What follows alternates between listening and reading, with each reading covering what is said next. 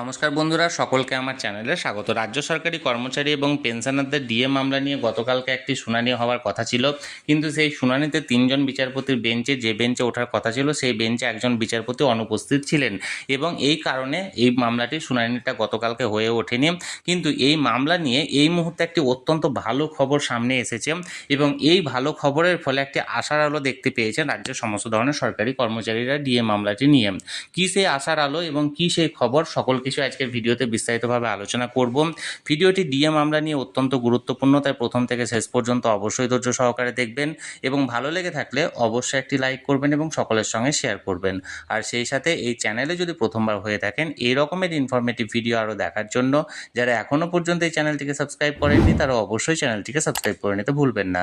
তাহলে চলুন আমরা বিস্তারিত জেনে নিই। দেখুন, আমরা এই মুহূর্তে সরাসরি সুপ্রিম কোর্টের ওয়েবসাইটে আছি। এখানে দেখুন ডায়েরি নাম্বার দেওয়া হয়েছে 3592/2022, অর্থাৎ 2022 সালে এই ডায়েরি নাম্বারটি করা হয়েছিল এবং এখানে লেখা আছে দেখুন ফাইল অন 3 নভেম্বর 2022 এবং কেস নাম্বারের দিকে দেখুন স্পেশাল লিভ পিটিশন অর্থাৎ এসএলপি করা হয়েছিল এবং এখানে সিএনআর নাম্বার সমস্ত কিছু দেওয়া হয়েছে।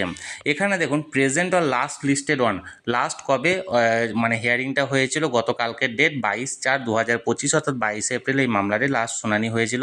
কাদের কাদের বেঞ্চে দেখুন honourable Mister Justice Vikram Nath and honourable Mister Justice Sandeep Mehta, এই দুজন বিচারপতির এখানে উল্লেখ করা হয়েছে কারণ এটি তিনজন বিচারপতি ছিলেন এবং তিনজন বিচারপতি মাননীয় বিচারপতি সঞ্জয় কারোলের নামটি এখানে নেই কারণ তিনি অনুপস্থিত ছিলেন বলে। এবার এই দুজন বিচারপতির এখানে নাম দেওয়া হয়েছে বা স্ট্যাটাসটা দেখুন পেন্ডিং।